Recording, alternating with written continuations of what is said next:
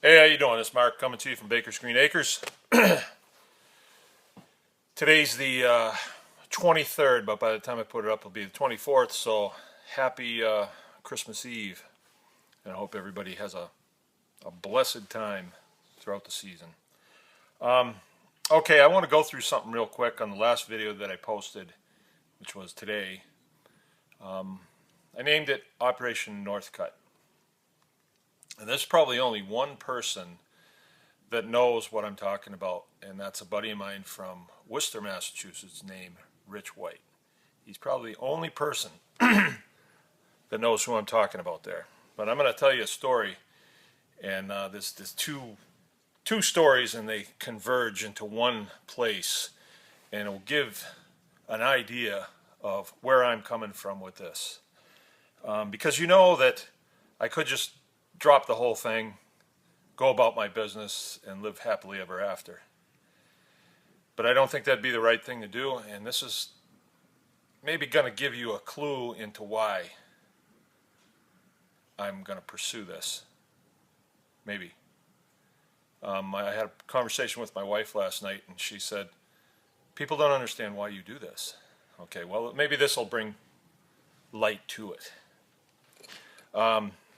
You know, I served in the military from 1984 until 2004. It turned out to be about 20 years and some change. And in 1989, I was transferred from a base in Japan to a base in Maine, Loring Air Base, Maine.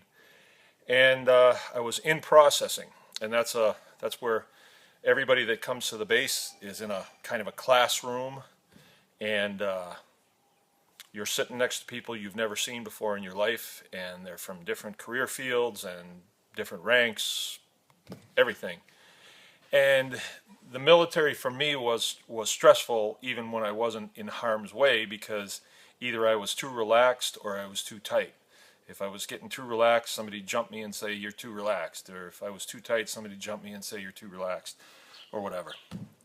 And so it was a stressful time for me, especially when you're new.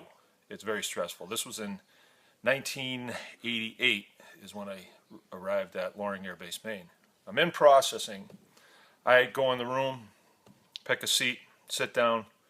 In comes an officer, and he's wearing lieutenant colonel. And I hadn't had much contact with officers of that rank.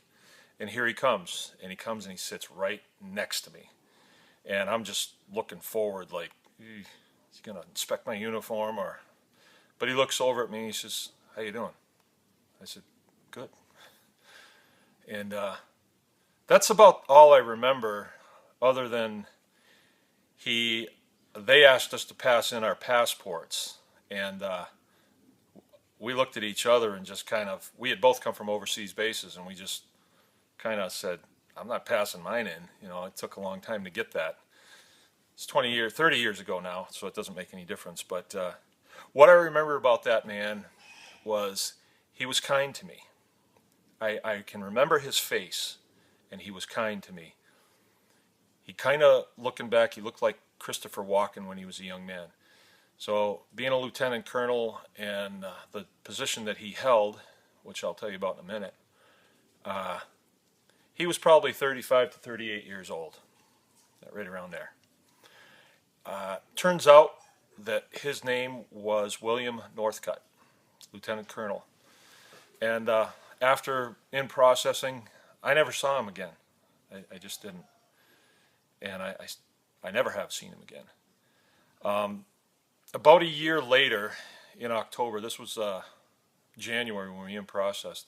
About a year later, October, I showed up at work, and they told me, get your stuff. One of our planes went down. And that wasn't the first time I'd been through that, and it's no good. It's like your life changes because you've lost an airplane, and chances are pretty good you've lost crew. And it's never good. I was quite young too. I showed up at the crash site. It was maybe 2 hours away, and they told me, a bunch of us on a school bus showed up, and they said, who's got 2.5 ton on their driver's license? And that's a 2.5 ton truck. I says, I do. And they come with me. So they put me in a car and took me back to the base, dropped me off at Motor Pool, said, get a 2-ton and go back to the crash. Okay. You don't question, you just do what you're told. And it was a real sick feeling, because at the crash site there was, we didn't see the crash, but we could see smoke billowing up, and there was stuff laying around.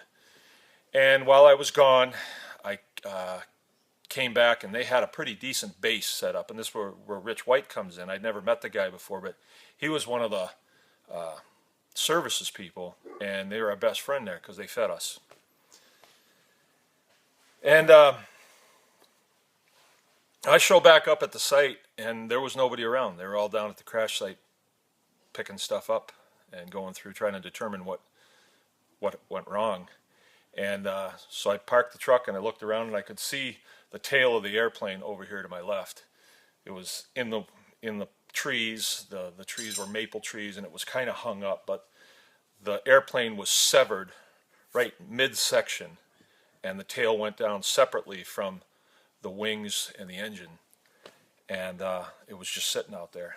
And there was a security forces guy standing there with a rifle, and I knew I could go down to this burning place, but I was sick to my stomach, and I just said, I'm going to walk over there. Maybe there's something for me to do over there.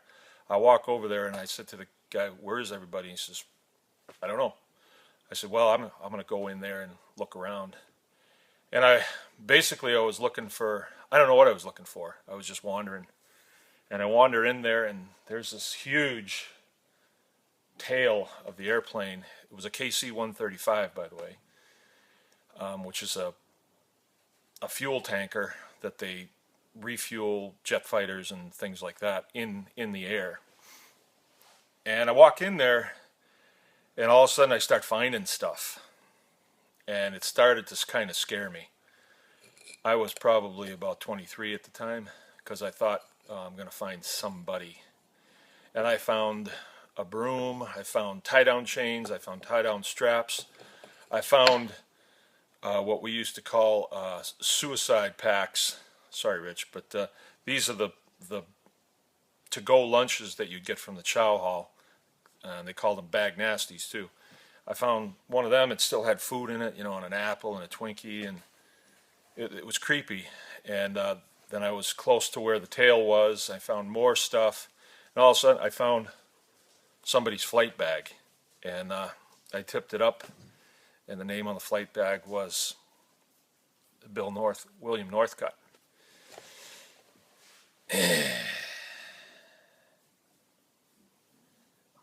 So I got out of there. I left it, and I got out of there, got back to the camp. I went into the chow tent, and that's where I met Rich White.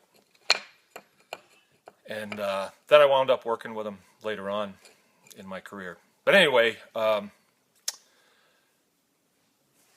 when I think about that man, here's a man that lived up to the challenge of protecting and defending the Constitution. And at an early age, gave his life in the line of duty. When I think of somebody like that, I just automatically hero. There was 3 other guys that died in that. I'd never laid eyes on either of the other 3 guys. I know their names, and I'm not taking anything away from them. I'm just the character of this guy, William Northcutt. He was the aircraft commander, and the people on his crew were very junior to him. But his character, I can feel it. I can feel his character. What a good, decent hero.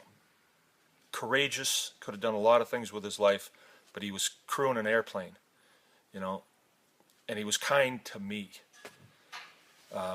When I think of that character, and then I think about this character in the Attorney General's office that has all this authority vested in him by people that believe in him, and he turns that authority around on the people that put him there. It's a contrast that I see that I find completely unacceptable.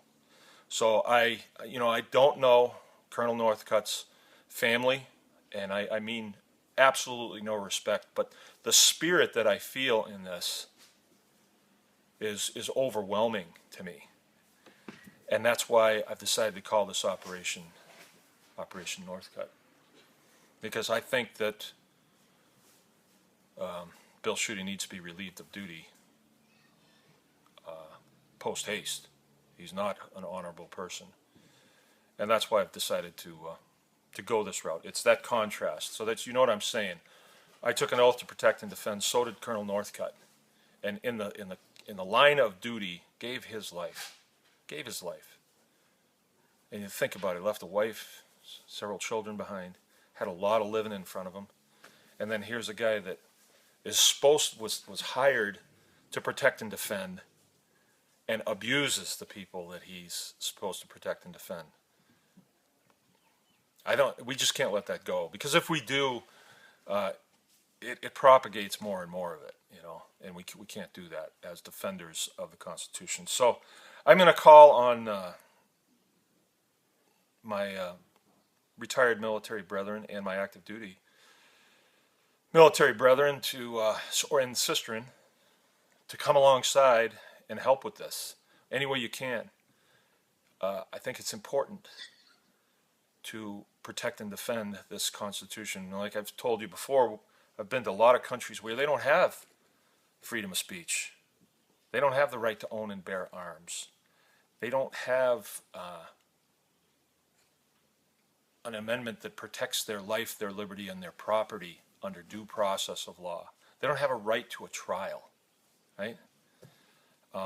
Please go through that Bill of Rights again and make it part of you. And I'm going to leave it there other than one other thing.